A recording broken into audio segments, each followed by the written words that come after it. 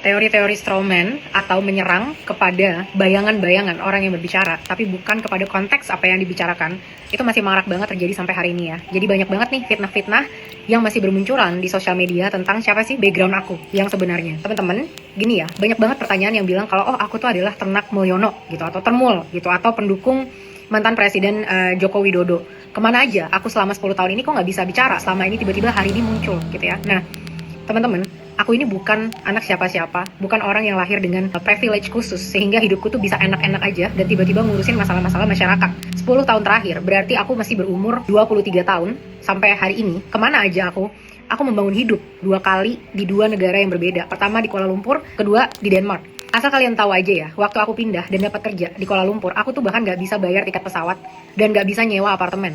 Pertama kali aku pindah, yang bayarin tiket pesawat aku dan ngebayar aku 3 juta karena aku ngelatih debat adalah dari Universitas Sumatera Utara.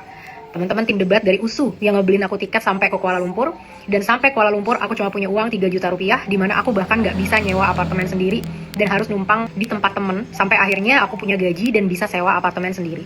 Jadi selama 10 tahun terakhir, ya aku sibuk membangun hidupku sendiri karena gak ada yang bisa aku gantungin, malah justru banyak orang yang bergantung pada aku. Sebagai mahasiswa berprestasi, dengan IPK hampir sempurna, aku bahkan gak punya privilege untuk bisa mikirin mau S2 karena aku harus segera untuk ngebantu ekonomi keluargaku. Disitulah aku selama 10 tahun terakhir. Dan justru pertanyaannya adalah, kenapa? Separah apa kondisi negara kita sampai orang-orang yang tadinya nggak ngurusin politik seperti aku, bisa kalian cek lah di pos-pos aku yang lama, pernah aku ngurusin politik? Enggak. Kenapa aku sampai akhirnya tiba-tiba bicara? Karena aku concern dengan budaya kita, dan aku concern dengan kesejahteraan masyarakat, yang dimana aku adalah bagian dari masyarakat-masyarakat yang sulit. Aku adalah bagian dari orang-orang yang nggak punya privilege di Indonesia selain pendidikan aku. Itu satu-satunya privilege yang aku punya di Indonesia gitu ya. Banyak banget yang bilang kalau coba kamu kritisi ketua DPR, coba kamu kritisi mantan Presiden Jokowi. Ya ampun teman-teman nih ya, kalau kalian riset sedikit aja, sampai hari ini aku selalu mengkritisi PDIP Perjuangan. Kenapa? Karena sampai hari ini hanya mereka satu-satunya partai yang tidak memecat karyawannya yang pernah memanggil rakyat jelata.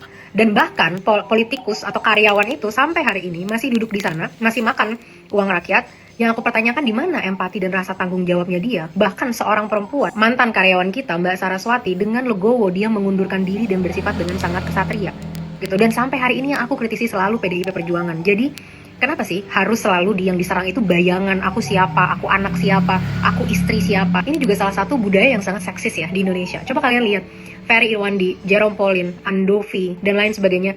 Ada nggak yang menanya kepada mereka itu suaminya siapa? Mereka tuh anak siapa? Enggak. Kenapa? Karena mereka laki-laki. Tapi saat perempuan yang berbicara, harus dilihat suaminya siapa, dia keponakan siapa, dia anak siapa. Seolah-olah perempuan itu nggak kuat kalau harus berbicara dengan sendirinya. Kita perempuan juga kuat, perempuan juga bisa bersuara kok, dan kita nggak harus datang dari background siapapun untuk bisa membela keadilan masyarakat. Karena kita pun manusia yang punya nurani dan empati dan hati yang kalau kita melihat ketidakadilan, kita pun akan marah gitu. Jadi ini seksis banget ya untuk dilihat suami aku tuh siapa, kerja apa, di belakang aku tuh ada siapa. Nggak ada siapa-siapa selain Tuhan di belakang aku. Harus apa lagi sih yang harus dikritisi gitu? Kenapa bukan ide-ide yang aku sampaikan yang dikritisi? Dan kalian yang mengkritisi ini ya, sebaiknya kalian ngaca. Kalau saat masyarakat ditindas, kalian tidak ikut berbicara, malah sibuk mengkritisi orang-orang yang berbicara.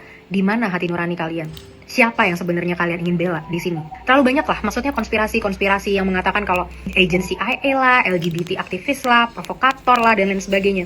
Sekarang ingat ya, burden of proof atau beban pembuktian itu ada di orang-orang yang menuduh, bukan di orang yang tertuduh. Jadi kalau mereka mau menuduh aku adalah antek-anteknya mantan Presiden Jokowi, mereka yang harus membuktikan apa buktinya aku adalah antek-antek dari mantan Presiden Jokowi. Apa buktinya? Sampai hari ini belum ada keuntungan yang aku dapatkan dari sini selain jadi narasumber di media. Berapa biayanya? Paling 1,5 juta yang aku dapat sampai hari ini. Tapi apa yang aku resikokan? Kenyamanan, keamanan hidupku, bahkan mungkin nyawa sekalipun yang aku pertaruhkan saat aku menentang perilaku-perilaku tidak adil yang dilakukan oleh orang-orang yang berkuasa yang sangat kaya raya itu. Jadi, burden of proof-nya adalah di mereka, bukan di aku. Tuduhan itu akan selalu datang, teman-teman, setiap hari. Karena yang mereka serang itu adalah bayang-bayang, bukan ide aku, tapi aku tuh adalah siapa, dan lain sebagainya yang nggak akan pernah ada orang yang tahu dan nggak akan habisnya debat itu. Tapi kalau aku ketarik ke sana dan membahas masalah-masalah ini, yang ada hanya apa? Konsentrasi dan energi aku yang terbatas akan habis untuk klarifikasi dibandingkan untuk memperjuangkan apa yang memang sudah kita sampaikan kepada karyawan-karyawan kita. Untuk yang memfitnah-fitnah ya, buktikan aja kalau memang bisa. Dan kalau mau dibawa ke ranah hukum, nanti aku bisa tunjuk kok pengacara yang mungkin mau volunteer untuk bisa membuktikan ini secara hukum. Kalau diajak debat-debat untuk membuktikan aku ternak Mulyono atau enggak, aku nggak ada kepentingan untuk debat-debat seperti itu. Aku tidak pernah berdebat kecuali sedang di lomba debat. Karena nggak ada gunanya kita debat kalau kita nggak lagi di lomba debat. Yang ada kita mendingan diskusi, menemukan solusi yang terbaik. Oke teman-teman, kita rapatkan lagi barisannya. Gak usah lah kita kebawa-bawa dengan narasi-narasi yang gak jelas juntrungannya, dan mereka enak asal nuduh, ngeluarin tanpa ada bukti, langsung disebar kemana-mana. Sementara itu ngebuat apa? Ngebuat posisi dan image aku hancur gitu kan, sehingga apa yang aku sampaikan gak meter lagi. Dan gak apa-apa kalau memang itu pun yang dimauin sama teman-teman semua, it's okay. Oke, aku nggak akan bersuara ke situ. Terus siapa nanti yang akan mengawal? Siapa yang nanti akan bersuara? Siapa yang akan bisa menahan intimidasi dan lain sebagainya yang terjadi? Kalau setiap orang yang berbicara harus selalu kita pertanyakan mereka itu siapa.